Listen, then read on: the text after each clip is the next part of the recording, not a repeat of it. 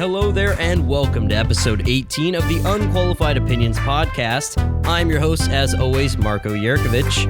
Alongside me, as usual, is Will Byerman. Sometimes you just gotta get Mac Daddy with it, eh? All right, and also the enigmatic Tim Seipel. Jeez, can I just start talking first next time? Because every time he talks, something comes out, it's stupid. Anyway, on today's episode, we'll be discussing our NFL Divisional Round reaction, the Browns finally picking a head coach, LSU winning the national championship, the Penn State football program in trouble again, and much more. All right, and before we begin, don't forget to like this video, subscribe to the channel, and leave your own unqualified opinions in the comment section down below. Also, don't forget to ring the bell. Check us out on Spotify. The link is in the description below. All right, let's get into today's episode. First up, our quick reactions from the NFL Division Round. So, guys, what is your biggest takeaway from the 4 games? The Titans are for real, I think is one thing. It's one thing to win that first wild card matchup, which is an impressive win in itself. But Derrick Henry is just taking this team to new heights. He kind of reminds me of Joe Flacco, not in position or play style, but just in they're players who have had a pretty mediocre to a slightly above average regular season. And then for some reason, playoffs hit, they snap and they just start taking everybody out. I mean, didn't Derrick Henry lead the league in rushing, though? Yeah, he did. He was a rushing yards king. He beat McCaffrey out in the end? Yeah. Good for Derrick Henry. Good for Derrick Henry. Yeah. I did not realize how big of a player he was either. He's massive. Like, I know Mark Ingram's not a small guy either, but I mean, I know a lot of people saw that viral photo of Ingram and Henry together before the game.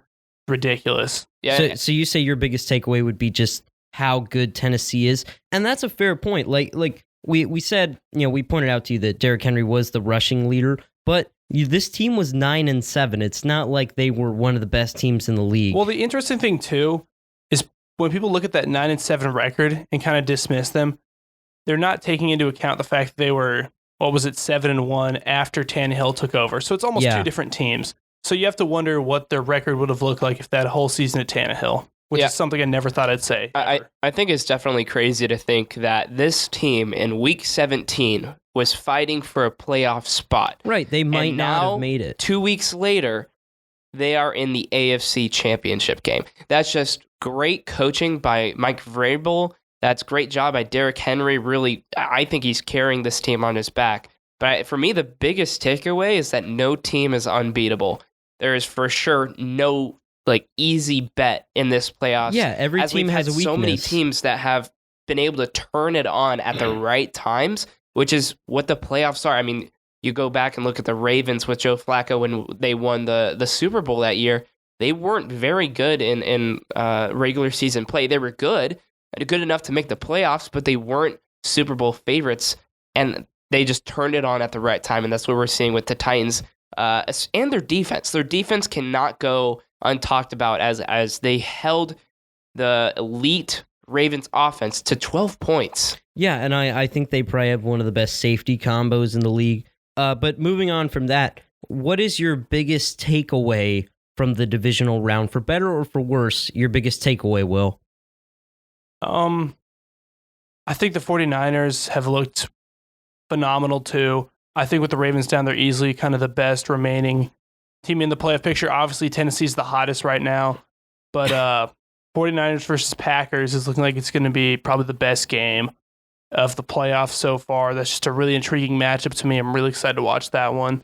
And I think Jimmy Garoppolo, depending on who you talk to, he's either super underrated, super overrated, truth somewhere in the middle. So we're really going to see what kind of player Garoppolo is this week. Yeah, I completely agree with you. My biggest surprise is how San Francisco continues to adapt and to really show how elite of a team they are. I know people don't think that highly of the Vikings, although it depends on the person, but they really dominated Minnesota, took complete control of that game. And that's a team that played Green Bay tightly, and then, San Francisco really blows them out. And then when you also look, San Fran blew out Green Bay. That's a discussion for later in the episode, but San Francisco, not only my biggest surprise, but definitely my best remaining team in the playoff picture, at least in my opinion. Tim, your thoughts on that? for me, I mean, the biggest surprise is the team that we've talked about the most, not currently in this question, but it's the Titans. Like, nobody expected the Titans to go on to beat a very good Patriots team. Maybe not very good offensively, but overall a really good Patriots team. And then the next week beat the best team in the NFL for the whole season. I mean, if we look back, the last time the Ravens lost, what was it? Week 4, week 5? Week 4. Week 4. They haven't lost in can't even count 12 straight wins. 14, 15 They were 2-2 and then finished the season on a 12-game winning streak. It's insane that the Titans were able to go up against them in Baltimore and just blow them out 28-12. Obviously, that might not look like a blowout, and during the game, it always looked like the Ravens had a chance to come back. But in the end, they held them. So the Titans, for me, biggest surprise, and I think right now, I'm going to have to give them the best team as well, just because they have proven themselves time and time again. Chiefs really struggled in the beginning. They were able to get back on track, but I don't have a lot of faith in that defense against Derrick Henry. And that's something to be said. While these divisional games were all pretty decisive, only one game was decided by less than 2 possessions, which is pretty phenomenal when you think about the quality of teams that were remaining in the final 8. But now these last 4 teams, I think these are 4 really good teams, and they all have a really solid shot at winning the Super Bowl. So now we're just there's a lot of news going around in the NFL right now and in pro football. So we're just going to do some quick NFL lightning round news. So first up, the Cleveland Browns finally decided to hire a head coach. They go with the OC from the Vikings, Kevin Stefanski. So your guys' thoughts on that hire? He was definitely probably a front runner for most teams. He's put together a really good season, and he got a lot out of Kirk Cousins, which is difficult to do. He's not a bad quarterback, but we talked about at the start of the season. He had a good season this year. He had a bad season last year. He's somewhere in the middle there. He's a mediocre quarterback. I think he tops out at slightly above average. Stefanski was able to get the most out of him, and he was able to take Dalvin Cook, who was a phenomenal talent, and make him into a phenomenal, consistent player. So Stefanski was certainly a big pickup.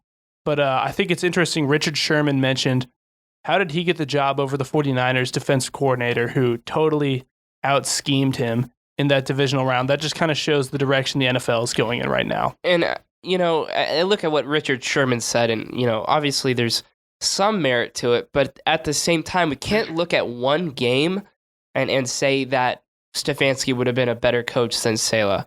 Wait, what's the name again for 49ers? Is it Robert Saleh? Saleh. There we go.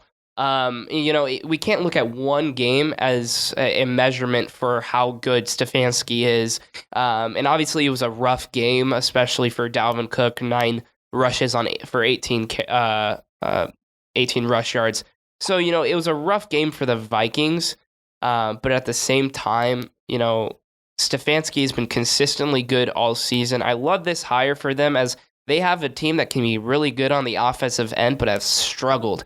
So I'd love to see what he does with that offense. I love this hire for the Browns. I just felt like they could have had a better guy.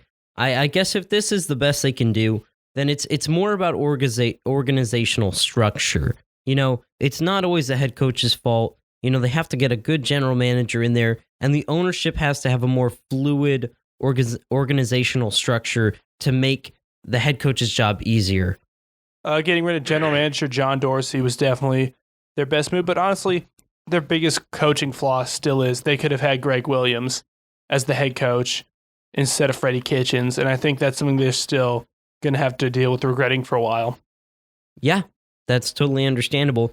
So moving on to another, now this is not a head coaching decision, but this is a really interesting one. So the Carolina Panthers, who just hired Matt Rule, Baylor's former head coach, as their head coach. Now they're hiring LSU's offensive coordinator, Joe Brady, as their OC, just after LSU won the national title. So your guys' thoughts on this hiring, but also he just signed a 3-year extension with LSU, and then all of a sudden he has a new job. So just your thoughts on the hiring, but also his decision. It's the right decision for him, I think. He was not even the full offense coordinator. I understand he shared a lot of his responsibilities. Co-offensive coordinator.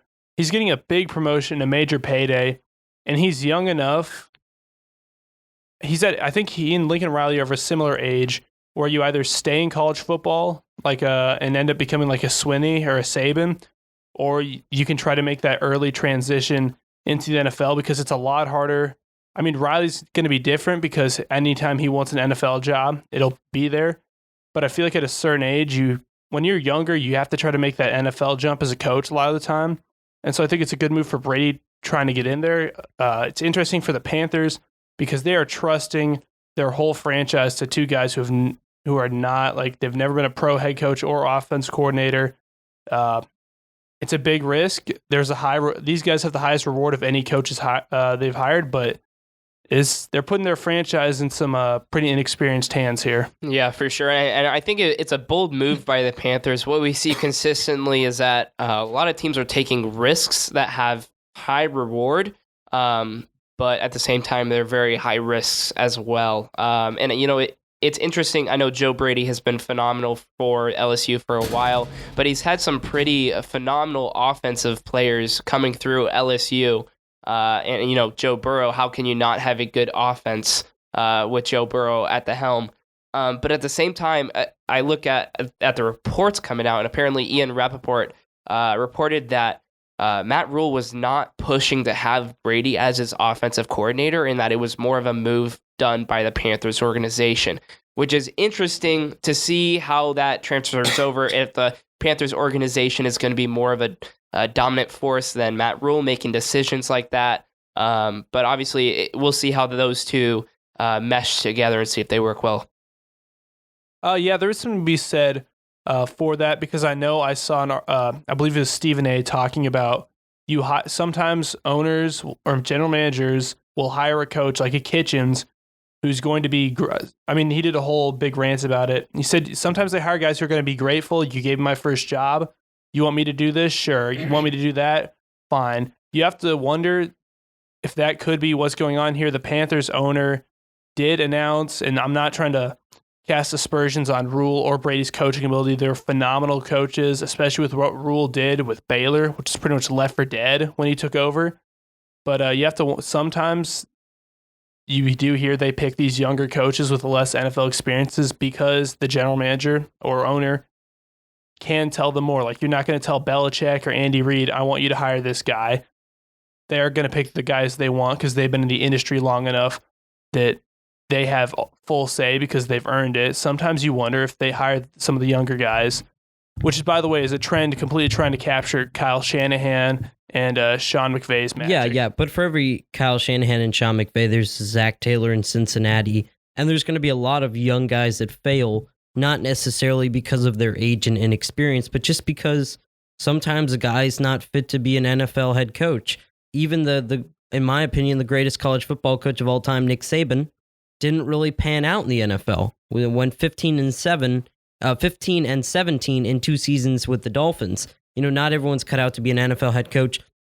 So it'll be interesting to see how these younger guys can fit into these roles. I think Joe Brady, especially with Christian McCaffrey and whatever quarterback the Panthers have next year, that's going to be a really fun offense to watch. So we'll have to see what goes on there. Obviously, there's still a lot of questions with the quarterback in Carolina, but whatever it is, we know that they're going to have a really explosive offense next season. So moving on, Chargers tight end Antonio Brown has retired after a multi-Pro Bowl career. Your guys' thoughts on his career overall? Antonio Gates had an amazing career. When he came out, I meant Antonio Gates. He came out of college. My bad. He came out of college. I wish Antonio Brown would retire. Let's bring that sound up. Double whammy, guys. Double whammy. Hey, it's the first week of school, guys. Give Marco a break. Yeah. Jeez. But Antonio Gates, he came out of college as a basketball player, actually from Kent State, and just had a phenomenal career. It was pretty much one of the best offensive weapons as a tight end ever. He didn't have some of the pure blocking skills like a Gronkowski or Gonzalez has that makes him more of a pure tight end.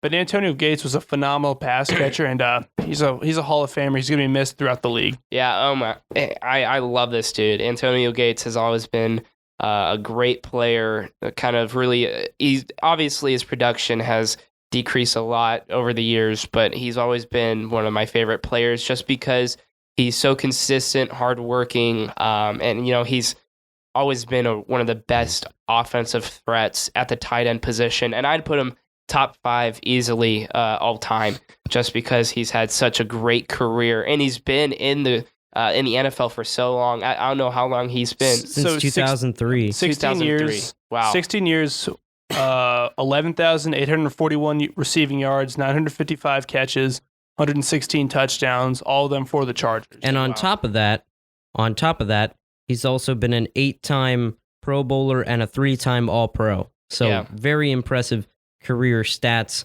for Antonio Gates. And you got to see Philip Rivers throw away so many games. Just think of what he could have been if he had like Tom Brady on his team. I honestly think if he had a better quarterback, he would obviously have much better stats. But he's gonna go down as one of the best easily. Okay. Well, with that, we're gonna move on to one of the dumber topics that we've ever covered on this podcast. I would have to say so. So Chad Johnson, oh my God, Ocho Cinco. Professional here. Give some His name is Ocho Cinco. Ocho Cinco. He's trying out for the XFL as a kicker.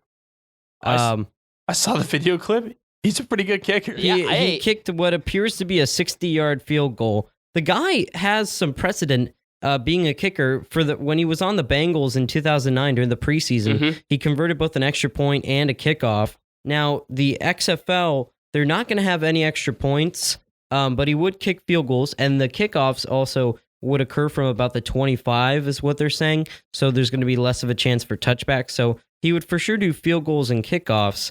So just your guys' thoughts from what you've seen? First, I'm disappointed to hear the XFL is doing kickoffs. I know we were all a little too young for the first one, but I heard like they'd throw the ball and two guys would like race for it. That was instead of the coin toss. Oh, they still did kickoffs. Not a lot of I'm not a big XFL historian, but it's going to happen because it's a league pretty much. I mean, you're going to see a lot of like guys trying to survive in the NFL, get that comeback chance, talk about how it's legit football.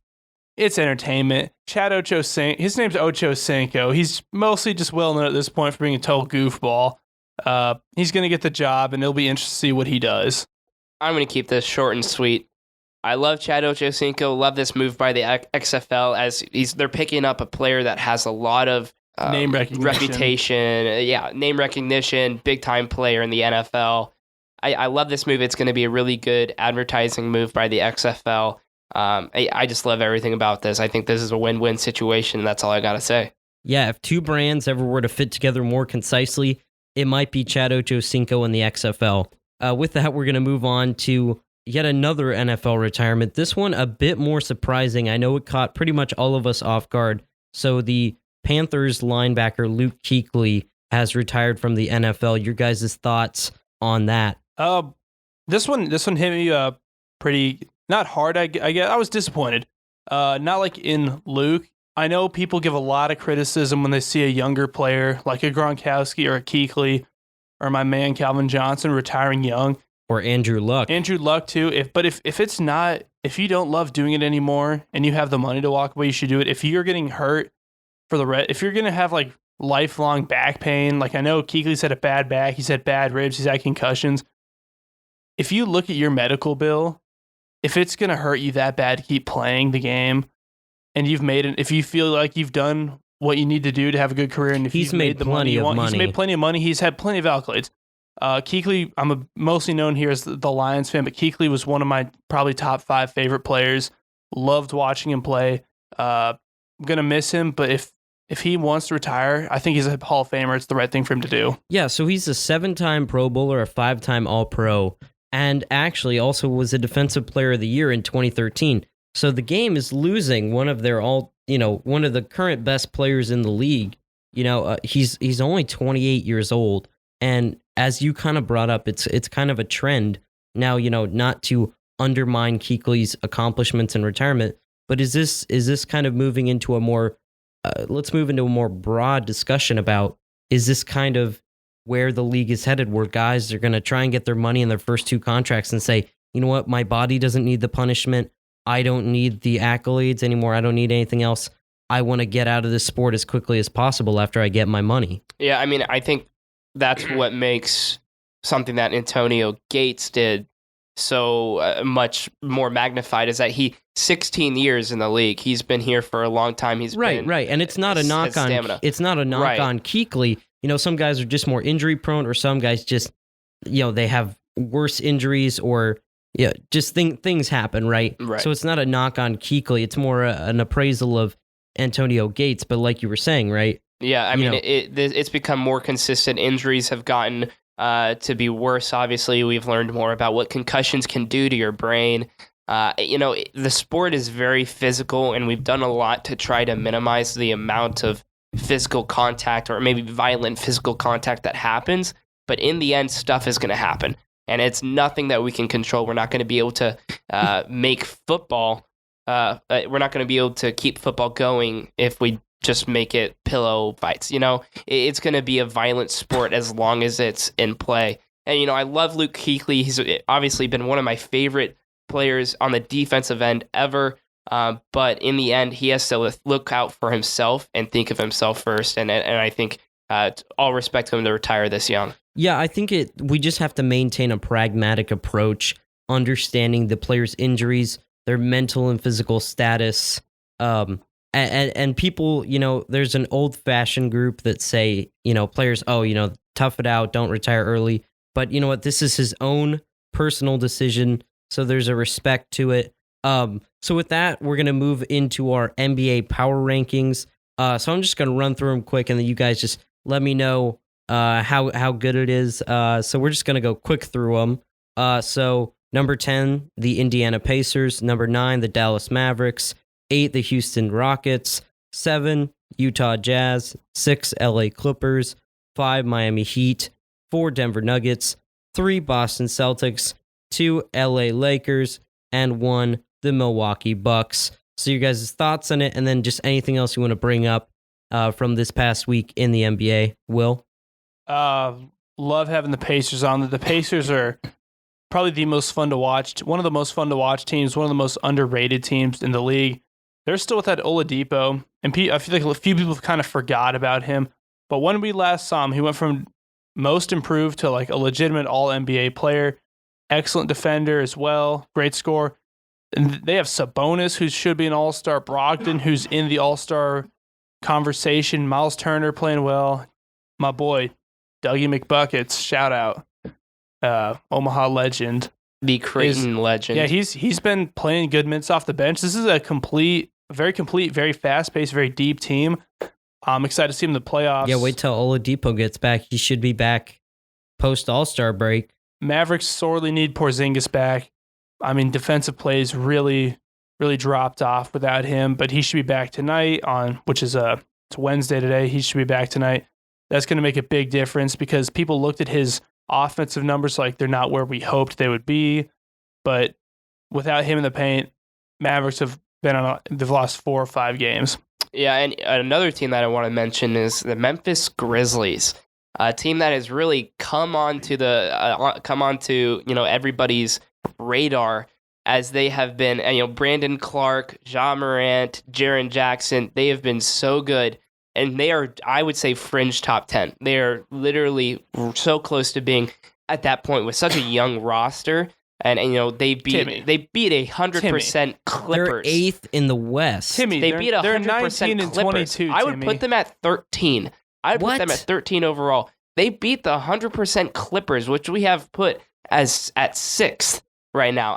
They're a team to look out for. I'm not saying they're going to win the NBA Finals. That's not what that's not what I'm saying. I mean, if you look at standings, technically they're the 14th team in the league. They're behind 6 East teams. And they're behind 7 West teams. But depending on your opinion of the Magic and the Nets, they could be in front of behind them. So Tim's, I'm not that far off. You're not that far off. But at the same time, you're a couple years away from the Memphis Grizzlies being that good. Morant's been awesome. Valanciunas has been going already good. I think we're a couple years off from them being. They're also a few losses away from slipping to like 12th. They're having a really good stretch. Oh yeah, they've been on a really good streak. Yeah, They're on a good streak, but by and large, this season they haven't shown they're a playoff contender, and they're a team full of players I like. Are they currently in the playoff picture? Yeah, they're 8th. So they are a playoff contender. Okay, but they're 2 games away from being 12th. Also, well, that just means that the other teams are 2 games from being further down. So something I want to point out here, though.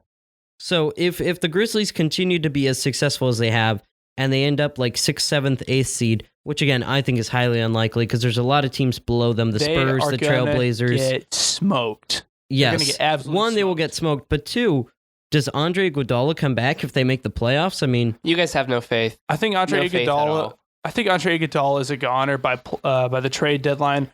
For one, I think the Grizzlies, if they make the playoffs, they'll be pretty happy. However, the best thing for them to do is to acknowledge this season's been better than we hoped. However, we're not ready to compete for a title yet.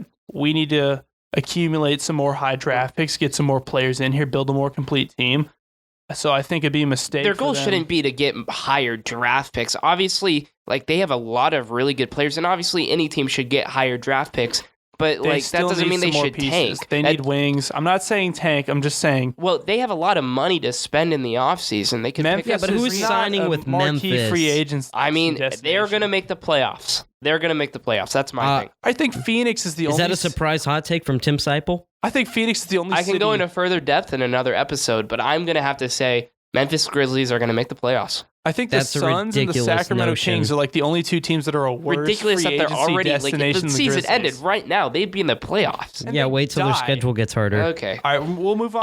Also, last thing, Zion Williamson coming back next week. Wow. Yeah, he's coming Wednesday, back the 22nd. the 22nd. Love it. Prime time. So that should be interesting. I mean, they're going to make a big deal about it in the media, but I mean, you know what would have been a better or bigger deal if you would have played this whole season and not been so injury prone?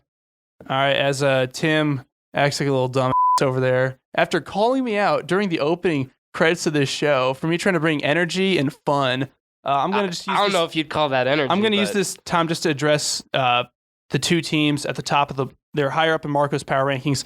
I think I'm most interested in because I'm not quite sure what to make them in. One, Denver Nuggets. Simply put, Jokic is back to MVP candidate form. However, Gary Harris and Jamal Murray's 3-point percentage is off. The Nuggets are winning a bunch of games, but at the same time, we really hoped they would be a firm championship contender at this point. They're not there yet. And the question with them, I mentioned this earlier on the show a couple episodes ago.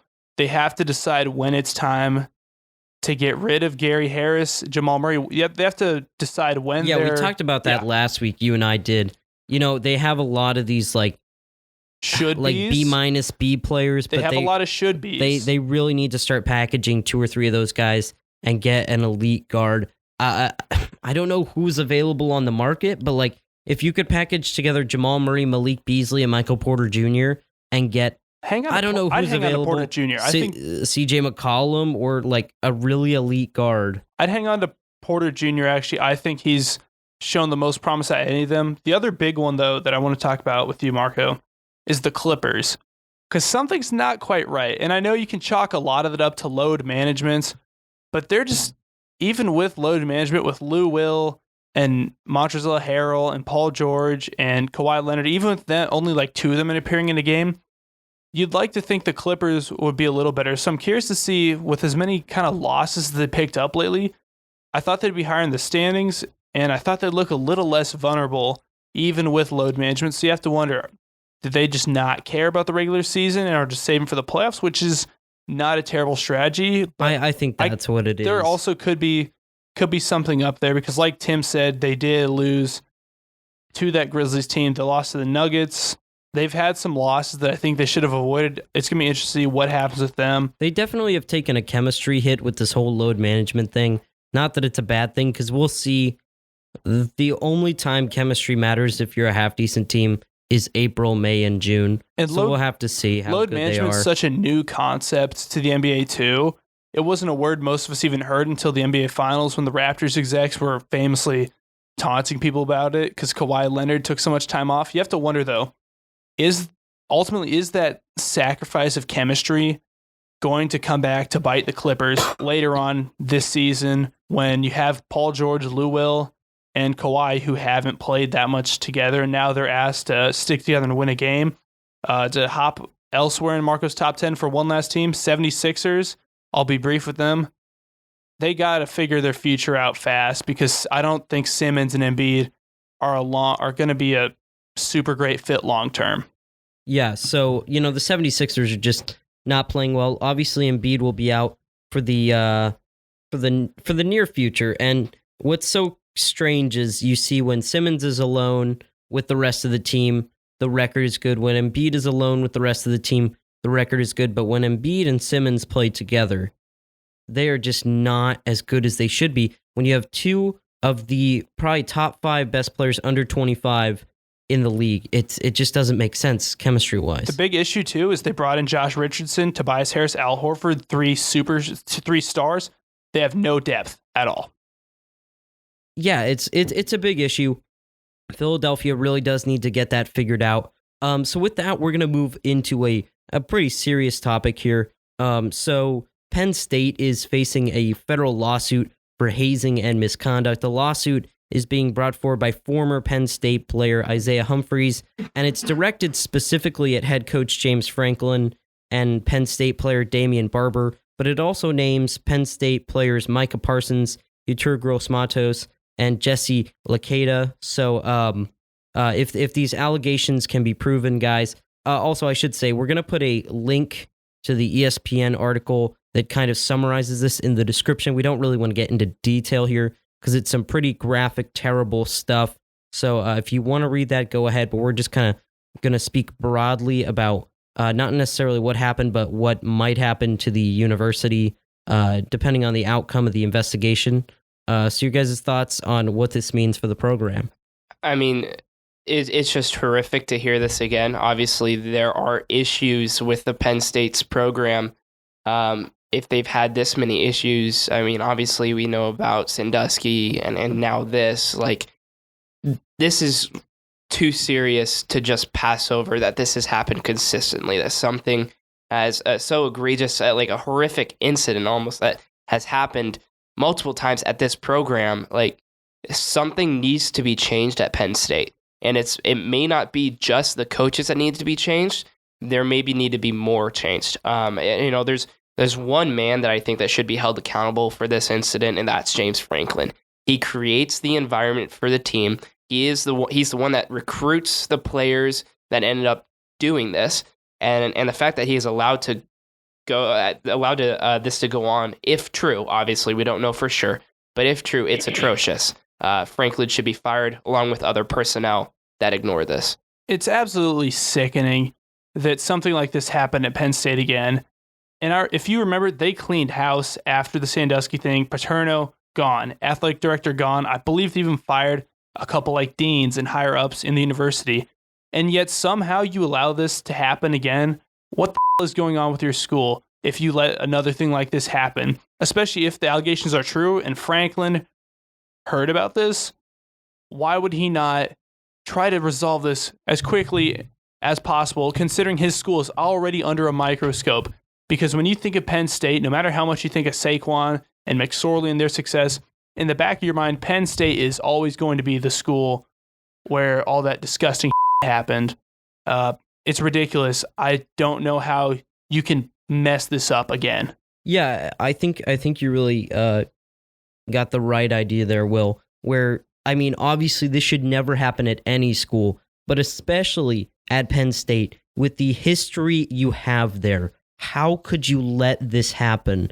Would you not be extremely extra careful? Would you not give seminars to your players? Would you not nip this in the butt the second you see any semblance of any of this stuff happening? It's just completely, it's ridiculous. I hate to say bizarre. It's ridiculous that this was allowed to happen. And I was a proponent of giving Penn State the death penalty after the Sandusky scandal. I thought it was so pathetic how the university acted for decades in face of everything that man did. And I'm not saying that the university deserves the death penalty after this incident, but it has to be looked into. They have to lose scholarships. They have to be punished. They have to be punished some way so that this egregious stuff never happens again. I don't know why you tolerate this at any level at the university too, because now when you see these two incidents and you see Penn State, you're like, oh, so I guess you can do whatever the you want at Penn State now and no one's going to stop you. It's disgusting. It's just such a bad look for your school from a president and athletic director Well, they weren't ever going to recover from the Sandusky scandal, but I mean, the school is now completely embedded with these scandals forever. When you think of Penn State, you're going to think of misconduct and frankly, in the football program. If you've allowed this to happen twice, it absolutely deserved for everyone to think poorly of your program. You know, and it not just think poorly, but like just, I mean, for me, for this to happen consistently, for stuff like this to occur, obviously the Sandusky stuff going on for decades. Now this, has anything changed? It almost makes you think, did they do the right thing? Or we should do a lot more. NCAA should do a lot more than they did last time, because clearly Penn State didn't get the message. Whether that's the death penalty, that's not up to us. But obviously, a lot more has to be done. I am just sickened to the stomach reading the stuff that happened. And, it's horrific. It should never happen ever. And Penn State is going to pay for it dearly. Yeah, I believe the last program, if I'm correct, to get the death penalty for the football program was SMU in 1982, just with like scholarship mishandlings and things. So I think Baylor get it a couple of years ago for no, the they Ryle did scandal? not. So I think if anyone was going to get it, it would have been Penn State after the Sandusky scandal. So I don't see them getting it here. But what do you guys think? We're talking about how much this disgusts us, but honestly, something has to be done legislatively to change the future for Penn State. So what is some punishment that needs to be levied against the program? I don't know what's going to happen because, right off the bat, again, and to be fair, once again, I'll bring it up. All of this is currently alleged. This is alleged. Given the program's history, though, they don't really deserve the benefit of the doubt. And the sad thing, too, is if they're not going to get the death penalty over the Sandusky issue, I doubt we're going to see any punishment that's too severe for this. They lost scholarships after the Sandusky scandal, but it was nowhere near enough punishment. Exactly, yeah. And if that's all they got for the Sandusky scandal, I don't see it being nearly as bad this time. And if you look, it's sick too, because if you look over to Major League Baseball, we'll talk about that next week, where two managers were suspended for a year because they cheated at a sport. They get suspended for a year for cheating, and who knows what James Franklin will get for something far, far more sinister. Oh yeah, way worse. Oh yeah, and it's really heartbreaking because Penn State is a really good football program. Really promising. They've got a lot of really good young players on that team. And the fact for them to mishandle this again, obviously the penalties, for me, obviously we don't see it happening just because I think part of it is they are a good football team. And for them to get the death penalty for the football program may not be best, quote unquote, for the NCAA. But at the same time, they deserve it. I think the football program should be gone at least for a while. And, they need to clean house again and then some. And according to the allegations, not only did Isaiah Humphries bring up his concerns to the coaching staff, but his father, a former Penn State player himself, also did. So, and Buffalo Bill. The coaching staff cannot say that they didn't know about this, because if these allegations are true, there's really no defending James Franklin, his coaching staff, and the players involved. Just, it's so atrocious. But the last thing I want to say is the players that are involved. not only what they did was terrible, but they have grossly endangered their futures, and rightfully so. And two of these guys, I would not draft these guys. Two of these guys are big names, especially Micah Parsons. He's a sophomore now. He's been a guy I've seen being mentioned as like a potential future pro. But the big ones, it's here. Gross Matos is a probable NFL first-round draft pick, and you just have to wonder. I have no idea what's going to happen here. You just have to wonder what his NFL future is after this, because I definitely don't think the NFL is going to get. I think he's still going to get drafted pretty high, but you have to wonder what this is going to mean for him. Well, it's not like the NFL cares about the character of their players. I mean, No. We could name a million guys who've done terrible things and gotten no suspensions or single game suspensions. So it's not like NFL GMs and owners care about anything beyond a player's talent. So it'll be interesting to see, because Gross Matos is coming out this year. So it'll be interesting to see not only the conclusion of the investigation and then where he would go in the draft, but that is the smallest thing of importance when it comes to this whole issue. So moving on to, I know it's going to be hard to move on from that, but moving on to a more light topic, I guess you would say. LSU won the national title over Clemson on Monday, 42-25. Joining me to talk about that now is Paul and Jared. So your guys' thoughts on LSU's dominance, not only in that game, but throughout the season? Yeah, and I think there was a little bit of struggling at first with LSU and their defense and trying to figure out how best to like really shut down the opponents late in the game, giving up a lot of garbage points there. But those last 4 or 5 games or so, they really put it in gear, and I think that's what really helped them win everything. I agree. Like this, think it was the second week of the season. They only beat Texas by a touchdown, and then Texas was a top 10 team. But towards the end of the season, Texas kind of fell off. So then it looked like a really good win. But that one, they kind of struggled. They struggled to beat Auburn, Alabama, both great teams. But mostly the rest of the season, they played tremendous. And then that last game against Clemson, I mean, Burreaux solidified himself as having one of the best seasons for a college football quarterback that I've ever seen. Yeah, so obviously LSU, historically dominant, just a tremendous team. Joe Burrow with the Heisman. So trying to contextualize this within the history of college football, do you guys want to quick take a look at, we're going to do our top 5 college football teams of all time. So Paul, why don't you run through your whole list? Jared, then we'll go through yours, and then we'll do mine. So Paul, what's your top 5? So number 5 on my list is going to be 1945 Army. The Cadets was their mascot at the time, and they only played 9 games. But taking a look, they had 5 shutouts of those 9 games and didn't give up more than 13 points. And it's not like it's this old-time football where you don't score that much. I mean, they beat these top-tier blue bloods, right? Number 2 Notre Dame, 48-0. I mean, when I go through this list, I want to keep in mind that when we're talking about true dominance, we're talking about they're not only dominating, average teams, they're dominating good teams that are like right behind them in the rankings. And number 5 for me, 1945 Army.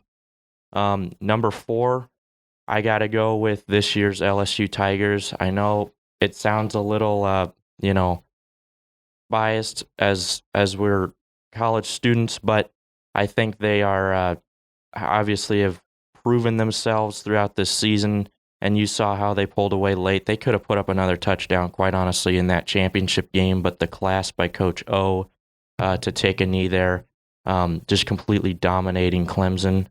My number 3, once again, a little biased here, but I have to go with the 1971 Nebraska Cornhuskers. This team, once again, when we're talking about dominance, they only gave up more than 17 points in one game, and this is a 12-game season now, and just the dominancy over the entire stretch of the season, another 3 shutouts for this team. and they beat Oklahoma in the game of the century by 4 and beat the number 2 Alabama Crimson Tide 38-6. Just a dominant team. They're my number 3. Number 2, I've got 1972 USC Trojans. They were, once again, the dominancy. It really, we're just comparing levels of dominancy here, and just blowing out number 3 Ohio State in the Rose Bowl 42-17 in front of 106,000 was really the reason I put this team at number 2. That game was just unbelievable on so many levels. Real quick, before I get to my number 1, a couple of honorable mentions. 2004 USC and 2005 Texas, very good teams. The reason they weren't on this top 5 list was their defense. Just gave up a little bit too many points for me. But now on to number 1. Once again, a little biased, but I have to go with 1995 Nebraska Cornhuskers, Tom Osborne, Tommy Frazier, and that just complete, absolute dominant Fiesta Bowl victory over Florida, 62-24. They just completely blew out everyone on the schedule. Their lowest deficit was 14 points, and they beat 4 top 10 teams by at least 23. That's my top 5. All right, Jared, who's your top 5? So I'm going to go through my top 5 pretty fast because a lot of mine were the same as Paul's. One of his honorable mentions was 2005 Texas. I have them in my 5 spot. I mean, Young. They had Vince Young. They had Jamal Charles. I mean, the defense wasn't all there, but the offense, man, was it a powerhouse. They had the record at 652 points in a season. That just got broke again by LSU scoring about 100 more than that. But they're my 5th team. My 4th team is the 1971 Cornhuskers. I'll just leave it at that. Paul did a great job explaining it. Devaney, incredible team. My 3rd team, this is very biased, but it's the 1951 Illinois Fighting Illini.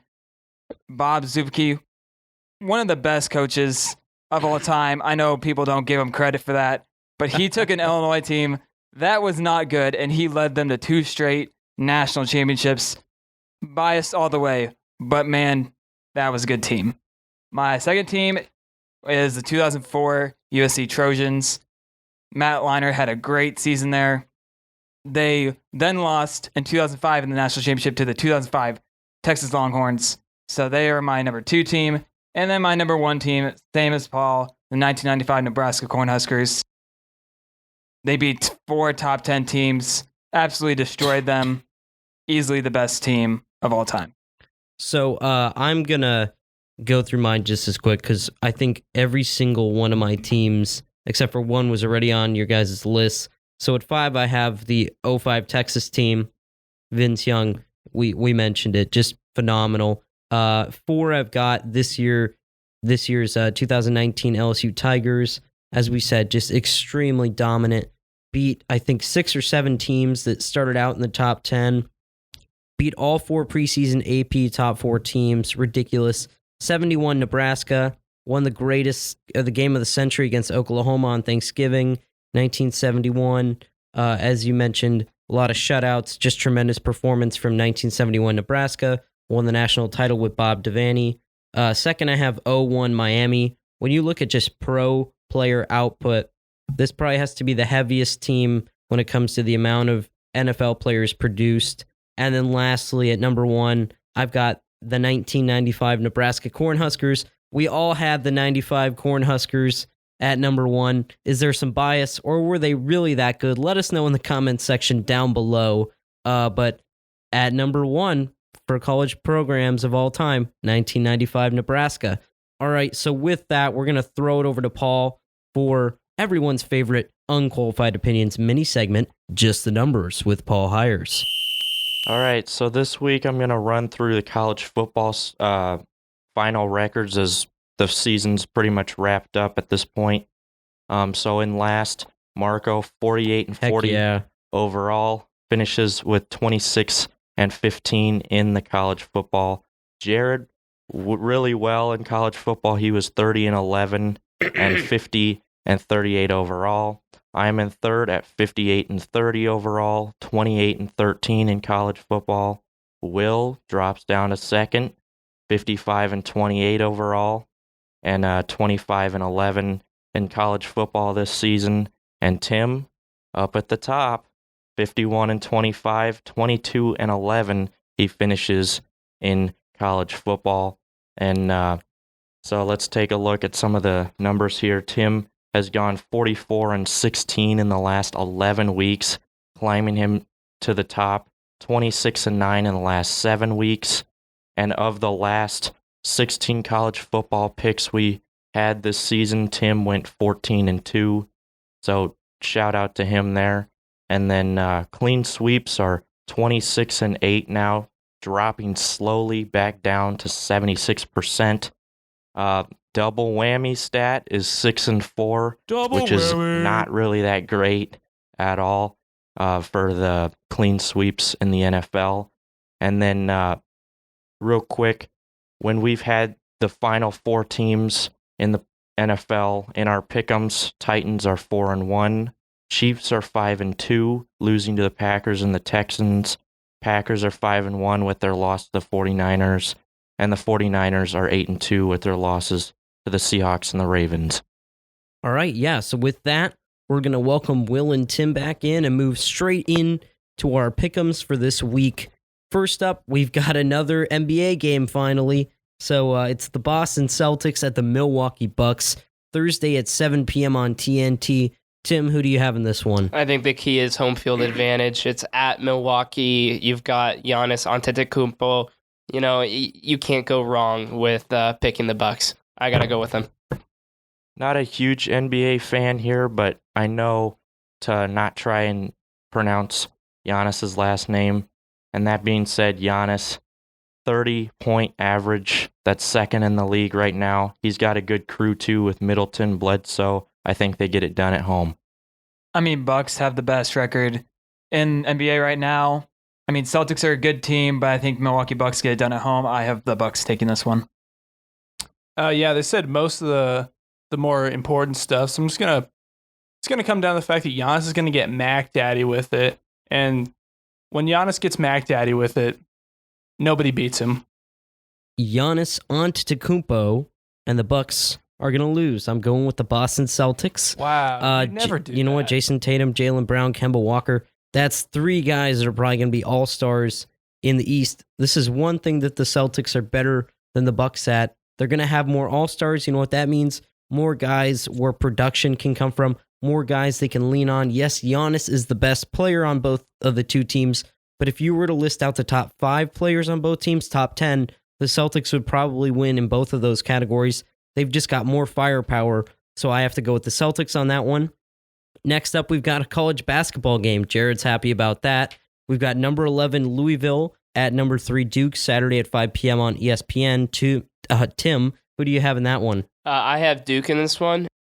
This season has been so crazy, and I can't wait for March Madness because I know Louisville has been in number 1 position. I believe Duke has been in the number 1 slot as well. And they've both lost in those slots, and it's going to be an exciting game, but I'm going to go with the Blue Devils. Yeah, and they just lost to Clemson by 7, so you kind of want to go with Louisville on this one, but I think Duke, they're at home, they will bounce back and get this win over Louisville. If you would have asked me before the Clemson game, I would have said Duke would have easily won this, but after that game, I still think Duke's going to win, but if Jordan Nwora for Louisville gets it going, it could be really close. Will? Yeah. Weird season for college basketball. Duke, not as dominant as normal. I trust Coach K, though. I think he'll out-scheme Louisville. They'll win this one. I have to keep faith in Duke. I think they've got the better roster and the better coach with Krzyzewski, so I'm going with the Blue Devils on that one.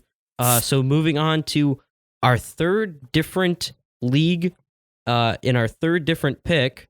So we've got some Premier League soccer. We've got Liverpool at Manchester United Sunday at 10:30 a.m. on NBCSN. Tim, who do you have in this one?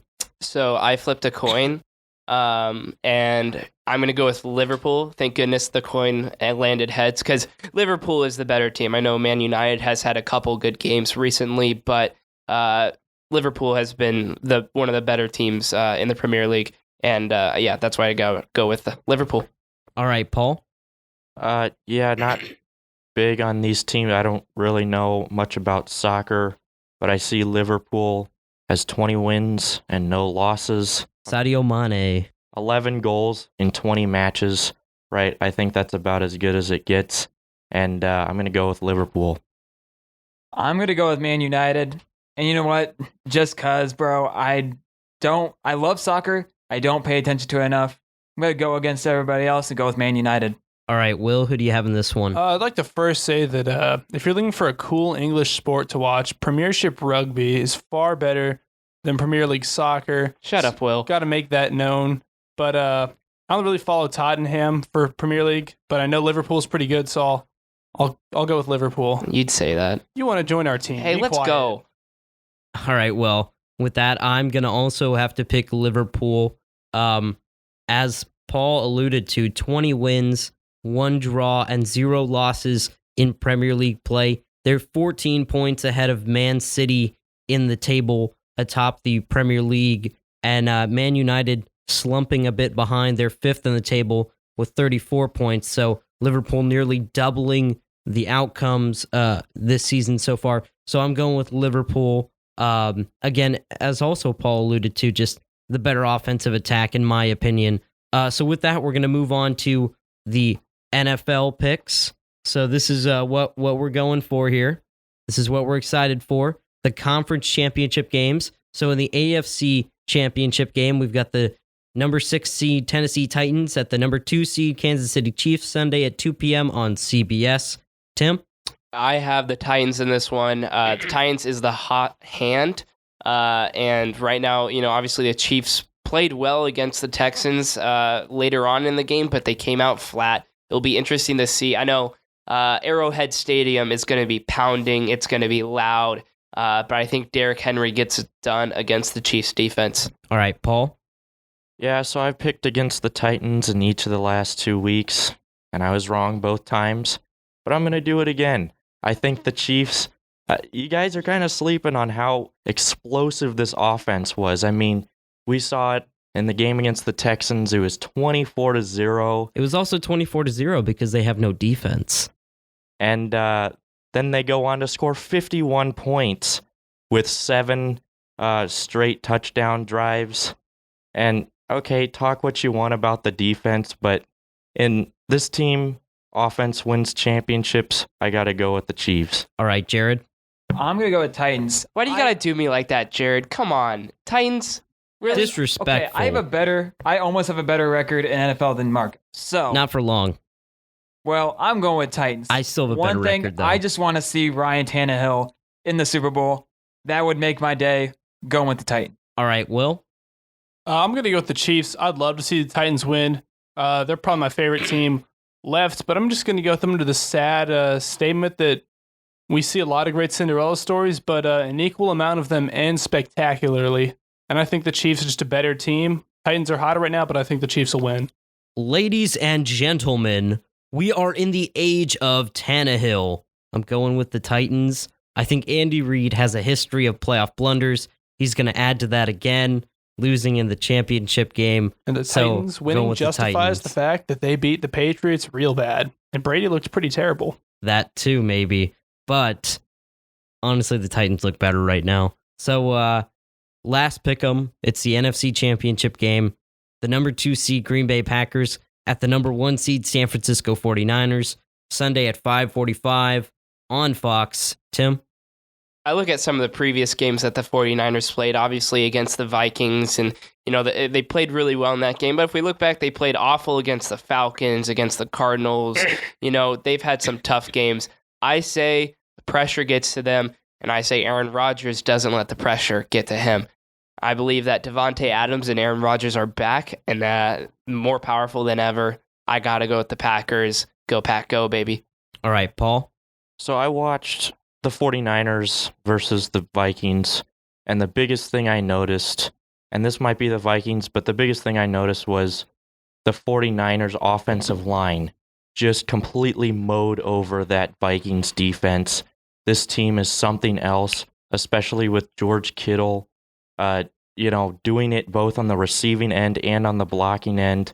I think the Packers are doing very well. I'd really love to see them in another Super Bowl. I think Rodgers and that coaching staff have really put together something special. But this 49ers defense is really going to get it done in the end. I have to go with San Francisco just because I just think they're going to get it done in those last few minutes of the game. Jared? So I was going to go with the Packers. But the more I think about it, I think Jimmy Garoppolo is going to come into this game and just completely dominate. I think San Francisco is going to get it done. I think Packers are going to keep it close, but 49ers to the Super Bowl. I have cannot hope. believe I you have would do hope. that. The Jared DeHaan curse has given me hope. No, I think that we saw the 49ers manhandle Minnesota, and we saw the Seahawks come really, really close to come back and beating the Packers. And even though Tim's dancing around like an ape right now, I still think his team's going to lose because they barely beat the Seahawks, and the Niners annihilated the Seahawks. They've annihilated the Packers this season. I think the 49ers are just a better football team. Yeah, I have to go with the 49ers as well. I cannot believe mid-pick'ems, Jared switches his pick. This is hurting me, but I have to pick San Francisco. I think they're the better team. Obviously, Paul likes to bring up common opponents a lot, but you know what's even better than common opponents? Head-to-head matchups. What did the 49ers do? Beat the Packers by multiple possessions, right? So that's a pretty solid win. So I'm going with the 49ers on that one. That is it for Pick'ems. That is it for today's episode. So thank you so much for joining us for episode 18 of the Unqualified Opinion Sports Podcast. Don't forget to like this video, subscribe to the channel, and leave your own unqualified opinions in the comment section down below. Also, don't forget to check us out on Spotify. Thank you for watching. Ring and that we'll bell. See you all next week.